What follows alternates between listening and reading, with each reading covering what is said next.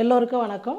இன்றைக்கி வந்து காலையில் டிஃபன் வந்து ஒரு சூப்பரான அடை தோசை தான் செய்ய போகிறோம். அடைன்னு சொல்லலாம், தோசைன்னு சொல்லலாம். நம்ம எப்படி வேணாலும் நம்ம செஞ்சுக்கலாம். அதுக்கு என்னென்ன பொருள் தேவை, எப்படி செய்யுதுன்னு பார்க்கலாம் வாங்க.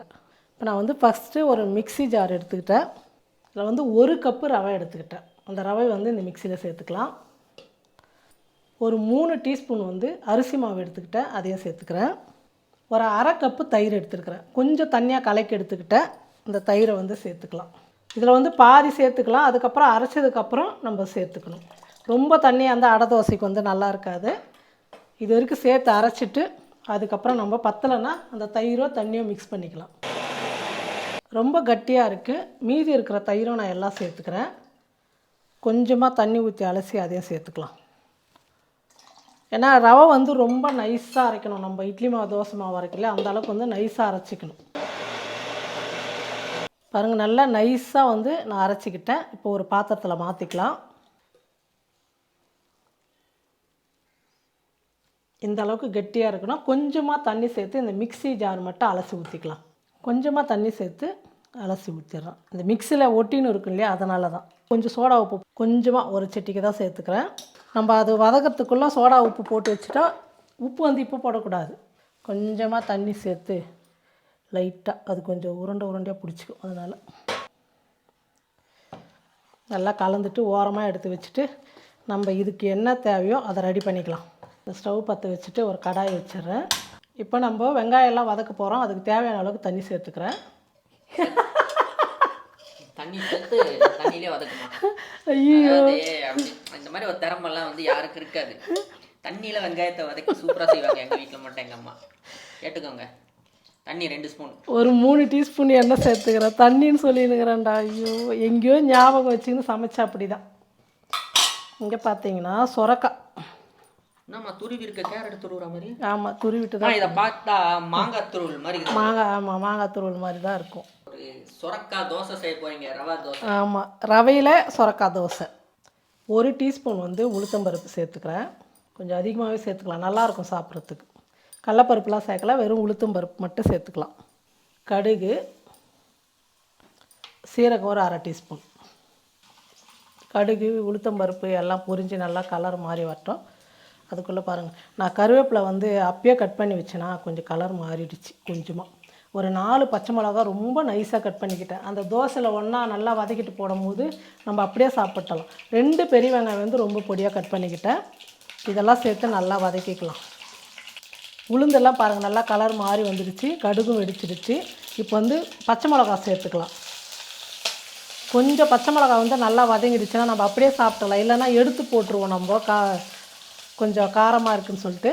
இப்போ வந்து கருவேப்பிலையும் வெங்காயமும் சேர்த்துக்கலாம். இதுக்கு வந்து கொஞ்சமாக அப்புறம் நம்ம மாவில் வந்து உப்பு சேர்த்துக்குவோம். இப்போ வெங்காயத்துக்கு மட்டும் கொஞ்சம் உப்பு சேர்த்துக்கிறேன். இப்போ நல்லா வதங்கணும் வெங்காயம். அப்போ தான் தோசையோடு சேர்த்து சாப்பிட்றதுக்கு நல்லாயிருக்கும். ஏன்னா நம்ம இன்னும் வந்து சொரக்காய் வேறு சேர்க்கணும். நல்லா வதங்கிட்ட வெங்காயம். அப்புறம் வந்து நேற்று வந்து ஒரு வீடியோவில் வந்து கொஞ்சம் கேட்டுருந்தீங்க, தேங்காய் வந்து சின்ன குழந்தைங்க எப்படிமா சாப்பிட்றது அப்படின்னு சொல்லிட்டு. தேங்காய் வந்து நம்மளே பெரியவங்களே சாப்பிட்டா கூட மென்று சாப்பிடும் போது கொஞ்சம் அடைக்கும். அதனால் வந்து தேங்காய் வந்து சின்ன குழந்தைங்க, அதாவது ரொம்ப சின்னதாக 1 வயசு 2 வயசுக்குள்ளே இருந்தால் நீங்கள் வந்து தேங்காவாக கொடுக்காதீங்க. சுத்தமான தேங்காய் எண்ணெயாக இருந்தால் ஒரு 1/2 டீஸ்பூன் 1/4 டீஸ்பூன் வந்து குடிக்க வச்சுடுங்க. நாக்கிலெல்லாம் தடவிடுங்க. அந்த மாதிரி புண்ணு இருந்தாவோ எது இருந்தால் அது ஒன்றுமே ஆகாது. நீங்கள் எண்ணெய் கொடுங்க, ஆனால் தேங்காவாக கொடுக்காதீங்க சின்ன குழந்தைங்களுக்கு. வெங்காயம் பாருங்கள் ஓரளவுக்கு வந்து நல்லா வதங்கிடுச்சு. இப்போ நம்ம வந்து பாதி சொரக்காய் வந்து அன்றைக்கி வந்து தோசை செஞ்சேனால அந்த பாதியை மீதி வந்து நான் கொஞ்சமாக எடுத்து வச்சுருந்தேன். அந்த சொரக்காவை தான் நான் வந்து காய் செய்வதில் நல்லா துருவிக்கிட்டேன். இப்போ இதை வந்து சேர்த்துக்கலாம். என்ன மாதிரி குண்டாக இருக்கிறவங்கெல்லாம் நிறையா சொரக்காய் சாப்பிடுங்க. நீர் சத்து உள்ள பொருள், தோசை, அடை, பொரியல், கூட்டு அந்த மாதிரிலாம் வந்து நிறையா சாப்பிட்டீங்கன்னா கொஞ்சம் வெயிட் குறையும்னு நினைக்கிறேன் நான். அதனால தான் நான் தோசை அடைலாம் செஞ்சு சாப்பிட்றேன். குண்டாக இருக்கிறது பிரச்சனை இல்லை. நான் சுறுசுறுப்பாக வேலை செய்கிறேன், எல்லாமே எனக்கு ஓகே, ஒன்றும் ப்ராப்ளம் இல்லை இந்த அளவுக்கு வெயிட்டு. ஆனால் கீழே உட்காந்து சாப்பிட முடியல, கீழே உட்காந்து கை ஊனாமல் எழுந்துக்க முடியல. இப்போ அதுதான் ப்ராப்ளமே இந்த வெயிட்டுக்கு. மற்றபடி வந்து ஓடி ஆடி வேலை செய்கிறதுக்கு சுறுசுறுப்பாக அதெல்லாம் வந்து எந்த பிரச்சனையுமே இல்லை. இருந்தாலும் கொஞ்சம் வெயிட் குறைச்சா கொஞ்சம் இன்னும் கொஞ்சம் சுறுசுறுப்பாக வேலை செய்யலாம்ல. அதனால தான் நம்ம சொரக்காய்லாம் வந்து நிறையா சாப்பிட்லாம் அப்படின்னு. எங்கள் வீட்டில் வந்து சொரக்காய் கூட்டு, பொரியல், சொரக்காய் போட்டு கடைஞ்சா சூப்பராக இருக்கும். அதெல்லாம் யாருமே சாப்பிட மாட்டாங்க. ஆனால் அன்றைக்கி நான் தோசை செஞ்சு கொடுத்தா எல்லாமே சூப்பராக சாப்பிட்டாங்க. பாருங்கள், சொரக்காயெல்லாம் நம்ம சேர்த்தோம் இல்லையா, எல்லாம் வந்து நல்லா வெந்து வதங்கிடுச்சு. இப்போ வந்து மஞ்சள் தூள் சேர்த்துக்கலாம். சேர்த்து கொஞ்சம் நேரம் கலந்து விட்டுட்டு ஸ்டவ் ஆஃப் பண்ணிடலாம். சொரக்காய் வந்து நம்ம வதக்கினது ரெடி ஆகிடுச்சு. இப்போ ஸ்டவ் ஆஃப் பண்ணிவிட்டு கொஞ்சம் சூடு ஆறட்டும். அதுக்குள்ளே வந்து நம்ம கொத்தமல்லி வந்து பொடியாக நறுக்கிக்கலாம். இப்போ நம்ம வதக்கினதை வந்து மாவில் சேர்த்துக்கலாம். இதில் ஒன்று முக்கியமானதை நான் சேர்ப்பேன். ஆனால் எங்கள் வீட்டில் என்னம்மா எதில் பாரு இதுதான் சேர்க்குறேன் அப்படின்வாங்க. ஆனால் அது சேர்த்தா மட்டும்தான் அந்த டேஸ்ட்டே வரும். எனக்கு தெரியும், ஆனால் இவங்களுக்கு தெரியாது. எங்கள் வீட்டில் இருக்கிறவங்களுக்கு ஒரு அரை டீஸ்பூன் வந்து சர்க்கரை சேர்த்துக்கலாம்.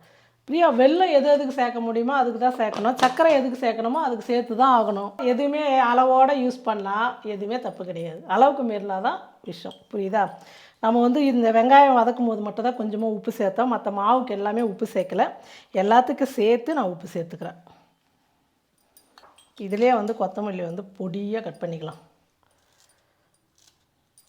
நான் வீடியோவில் ஏதாவது காமெடியாக சொன்னேன்னா எங்கள் பையன் என்ன பண்ணுவான், எல்லாத்தையும் கட் பண்ணிவிடுவான். அதை கொஞ்சம் நீங்கள் சொல்லுங்கண்ணா. ஒரு அம்மாங்க எவ்வளோ சந்தோஷமாக பேசினா அதை வீடியோவை போடுறத கஷ்டப்பட்டு கட் பண்ணுறாங்க.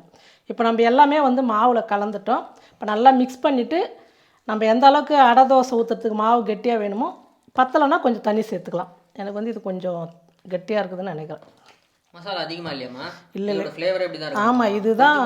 ஆமாம், இதை பார்க்கறதுக்கு இது மாதிரி இருக்குமாமோ? எது ஏதோ கூட்டு கலந்து எடுக்கிற மாதிரி இருக்குது. நேற்று சாப்பிட்டீங்களே கோசு கூட்டு மாதிரி இருக்குதா? எனக்கெல்லாம் சொரக்காய் வேர்க்கடலை போட்டு வச்சுட்டு சாப்பிடுவோம் பாருங்கள். அப்படியே ஒரு கப்பு சாதம்னா ஒரு கப்பு வந்து நான் இது சாப்பிடுவேன், பொரியல் கூட்டு தான் சாப்பிடுவேன் நான். இப்போ ஸ்டவ் பற்ற வச்சுட்டு இந்த மாதிரி ஒரு கடாய் வச்சுங்க. நீங்கள் தோசைக்கல் கூட வச்சுக்கலாம். ஆனால் கொஞ்சம் கட்டியாக அடை தோசை செய்யறதுக்கு இந்த மாதிரி ஒரு ஃபேன் வந்து வச்சுக்கிட்டிங்கன்னா நம்ம எண்ணெய்லாம் ஊற்றி நல்லா நல்லா கலராக ஃபேன் சரி ஏதோ ஒன்று அதுக்கு பேர் என்ன? அது ஃபேன். இது இது இது அதே தான் சொன்னி. அப்படியா? நானே இது உனக்கு கம்பேர் பண்ணி சொன்னா தான் நீ அப்பதான் ஒரு நாள். நான் அதுக்கு தான் வந்து நிறைய முறை வீடியோவில் வந்து சொல்ல மாட்டேன் குட்டி கடாய் அப்படின்னு சொல்லிடுவேன் நான். இப்போ நீ என்ன மேலே ஓடுறேன்னு கேட்டால் ஃபேன், இது என்னன்னு கேட்டால் ஃபேன். இதுக்கு என்ன பேர் சொல்ல? கடாய் போடா. போமா போதும் இந்த அளவுக்கு. இப்போ சூடு ஏறட்டும். இப்போ லேசாக வந்து எண்ணெய் தடவிடலாம். கொஞ்சம் நல்லா சூடு ஏறினதுக்கப்புறம் நம்ம ஊற்றணும். அப்புறமா வந்து ஸ்டவ் குறைச்சிடணும். அப்போ தான் நல்லா கொஞ்சம் கலர் மாதிரி நல்லா வரும். கொஞ்சமாக ஃபுல்லாக அப்படியே தான் இது பண்ணணும். அப்படியே ஃபுல்லாக ப்ரெஸ் பண்ணிகிட்டே வரனாங்களா இல்லை அவ்வளோதானா? இல்லை இல்லை, ரொம்ப இதுவாக இல்லை, கொஞ்சம். ஆமாம் ஆமாம், அப்போ தான் சூப்பராக வந்துடும். அதுக்கு தான் ஸ்டவ் வந்து குறைச்சிட்டு மூடி போட்டு. மேலே எண்ணெய் ஊற்றணுங்களா? இப்போ ஊற்றக்கூடாது, கொஞ்சம் வேகணும், அவ்வளோதான். மூடி போட்டு கம்மியாக ஸ்டவ் வச்சுட்டு ஒரு மூடி போட்டு கொஞ்சம் நேரம் கழிச்சு எடுத்துகிட்டு அப்புறம் லைட்டாக எண்ணெய் ஊற்றி பண்ணால் போதும். இப்போ நல்லா வெந்துருச்சா? இப்போ இந்த சமயத்தில் வந்து எண்ணெய் லேசாக மேலெல்லாம், அப்போ தான் நல்லாயிருக்கும். இந்த பக்கம் எடுத்து பார்த்தா கலர் நல்லா மாறி வந்திருக்கும். இப்போ அழகாக அப்படி எடுத்து பக்கம் வந்து மூடி வச்சு வேக வைக்கணுங்களா? ஆமாம், அப்போ தான் கொஞ்சம் சீக்கிரம் வேவும் உள்ளெல்லாம் நல்லா இதுவும். நம்ம காயெல்லாம் வதக்கிறதுனால அந்த அளவுக்கு ஒன்றும் டைம் எடுக்காது. இப்போ நல்லா வேகணும். அப்பா வராரு செக் பண்ணுறதுக்கு. சொல்லினே தான் இன்றைக்கி சிம்பிளாக அம்மா வந்து இதை முடிச்சுட்டு டீ வச்சு கொடுத்துருவாங்க, அவ்வளோதான் அப்படின்னு சொல்லிட்டு. தோசை சொரக்காய் அடை தோசை. அன்றைக்கி சொரக்காய் தோசை ஊற்றி கொடுத்தனா அரிசி இது இதை ரவையில் நல்லா இருக்கு பார்க்கறதுக்கு. ரவையில் ரவா தோசை மாதிரி. ஆமாம் ஆமாம், இது கூட தண்ணியாக ஊற்றலாம். ஆனால் இது இந்த மாதிரி இருந்தால் தான் நல்லாயிருக்கும், மொறுமொறுன்னு இருக்கணும் சாப்பிட்றதுக்கு. சொரக்காய் நம்ம இதுக்கு தேவையே இல்லை. நான் இதில் அவ்வளோ போட்டுக்கிறேன், அப்படியே சாப்பிட்டுக்கலாம் சூடாக. வேணும்னா பருப்பு அடிக்குது இல்லை நம்ம இட்லிக்கு அரைச்சி நல்லா இருக்குமே அதுவும். பாருங்க, இந்த மாதிரி வந்து நல்லா இந்த மாதிரி கலர் வரணும். அப்போ தான் வந்து சாப்பிட்றதுக்கு ரொம்ப நல்லாயிருக்கும். கொஞ்சம் ஸ்டவ் குறைச்சி எந்த வேலையுமே வந்து நம்ம ஸ்டவ் வந்து அதிகமாக வைக்கும் போது அந்த அளவுக்கு சாப்பிட்றதுக்கு வந்து சீக்கிரமாக ரெடி ஆகாது, டேஸ்ட்டாக இருக்காது. மெயின் தீஞ்சு தான் போயிடும், வேகாமல் இருக்கும். நான் எப்போவுமே சமையல் செய்யும் போது கொஞ்சம் டைம் எடுத்து தான் பண்ணுவேன். அது கம்மியாக வச்சுட்டு செய்யும் போதே மற்ற வேலை, பாத்திரம் கழுவுது, வேறு ஏதாவது வேலை அந்த மாதிரி பார்த்துக்குவேன் நான். வெங்காயம் தக்காளி வதங்குறதா கூட கம்மியாக வச்சுட்டு மூடி போட்டு அதை வதங்குற வரைக்கும் வெயிட் பண்ணுவேன் நான். ஃபுல்லாலாம் வைக்கவே மாட்டேன். பாருங்கள், நல்லா கலர் வந்து வெந்துடுச்சு. இப்போ எடுத்துக்கலாம். ஒரு அருமையான ரவை சொரக்காய் அடை ரெடி ஆகிடுச்சு. சொரக்காய் சாப்பிடாதவங்கள சாப்பிட வைக்க போகிறேன். அந்த மாதிரி சாப்பிட்றாங்க, இந்த மாதிரி செஞ்சு கொடுத்தா சாப்பிட்றோம்ல, அதுக்காக தான் செய்கிறது. இப்போ வேற என்ன, அது சூடு அடியில்.